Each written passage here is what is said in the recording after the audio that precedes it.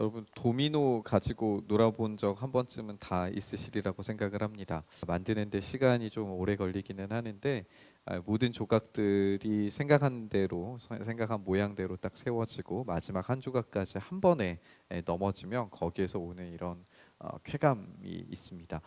제가 한 영상을 보니까 1cm의 도미노로 시작을 해서 한 17개 정도의 도미노만 있으면 롯데타워를 무너뜨릴 수 있대요.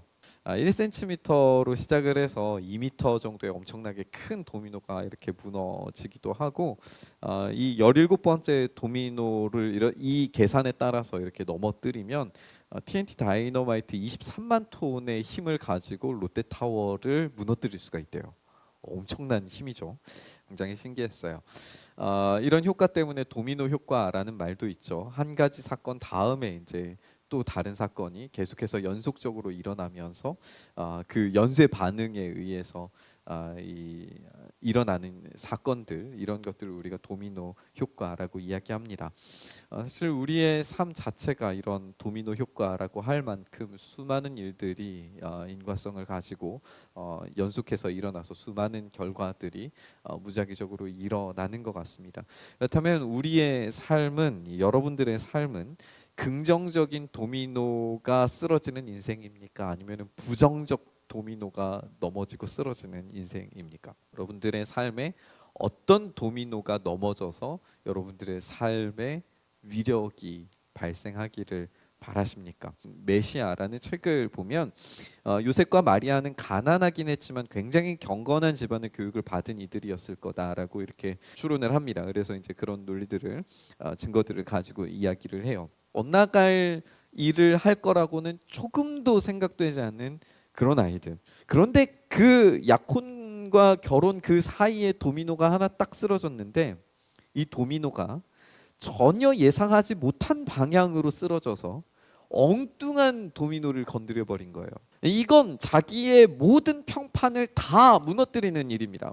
극한의 인생을 정말 극한의 하드 모드로 시작하겠다라고 하는 거예요. 평범한 그리스도인, 아무 문제 없는 인생에 폭탄 같은 어떤 믿음의 결정이 요구되는 어떤 일들이 벌어진다면 여러분 어떤 마음이 드시겠어요? 우리는 도전의 상황을 극도로 두려워합니다. 그 두려움은 어쩌면 1cm짜리 도미노조차도 움직이지 않기를 바라는 마음일 수 있어요. 1cm짜리 우리의 믿음의 신앙의 도전조차 선택하지 않도록 이 1cm짜리 순종조차 하지 않으려고 건드리지 못하게 하는 거죠. 차라리 아무런 일도 벌어지지 않기를 바라면서 하나님께 기도하는 겁니다. 주님, 내 인생에 평안함을 주옵소서. 요셉은 하나님의 부르심에 순종하고 두려워했습니다. 그랬을 때 근본적으로 달라진 게 한 가지 있어요. 그건 뭐냐면 요셉은 계속해서 하나님의 천사의 지시를 따라서 움직인다는 거예요. 1장 20절에 보면 요셉은 두려워하지 말고 마리아를 아내로 데려오라는 음성을 듣고 행합니다. 2장 13절에서 요셉은 이집트로 가라는 천사의 음성을 듣습니다. 2장 20절에서 갈릴리로 가라는 꿈의 지시를 받습니다. 요셉은 계속해서 두려워하는 자예요. 계속해서 무서워하는 자입니다. 자기 인생을 어떻게 가야 하는지 계속해서 두려워하고 무서워하고 걱정하고 염려하는 사람입니다. 그런데 하나님의 지시를 받은 두려워하는 자입니다. 이것이 진짜 이 믿음의 도미노를 쓰러뜨리기 시작한, 그것을 선택한 자의 특권인 거예요. 두려워하긴 하지만 하나님의 인도를 받아 두려워하는 자인 겁니다. 사랑하는 여러분, 그냥 두려워하시겠습니까? 아니면 예수 그리스도를 선택한 후에 두려워하시겠습니까? 그냥 두려워하면 아무것도 바뀌지 않을 거예요. 아무것도 바뀔 수 없을 겁니다.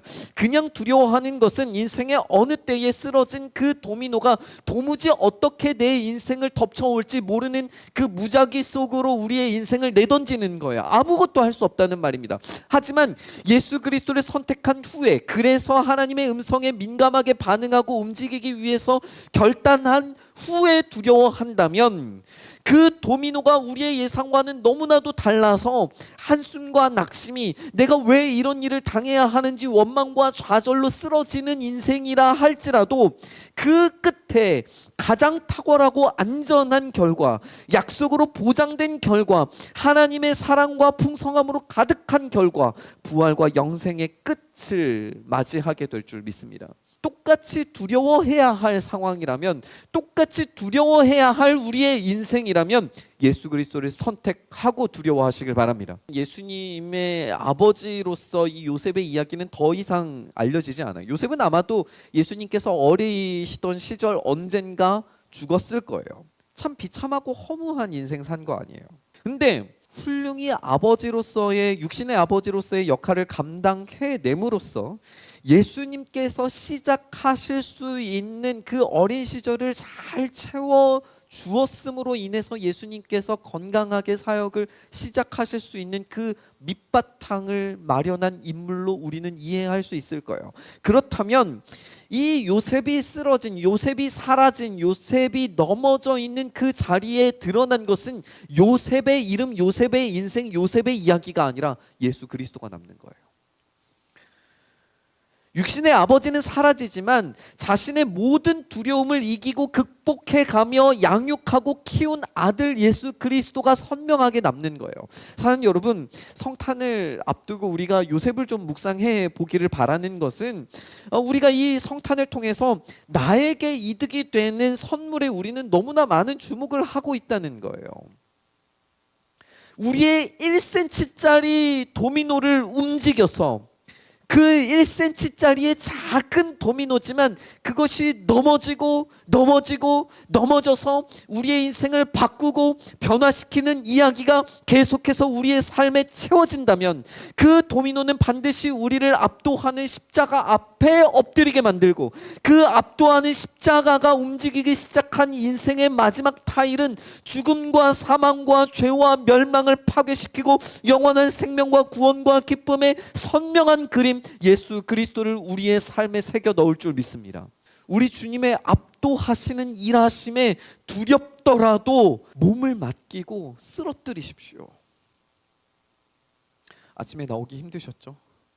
우리의 인생을 쓰러뜨렸을 때 마지막에 남는 예수 그리스도가 드러나는 인생만이 우리의 유일한 가치 있는 인생인 줄 믿습니다. 그렇게 쓰러진 자리에 영광의 예수 그리스도께서 드러나신다는 사실을 믿음으로 붙들고 우리의 작은 타일을 밀어내는 이번 한 주간 되시길 주님의 이름으로 축원합니다.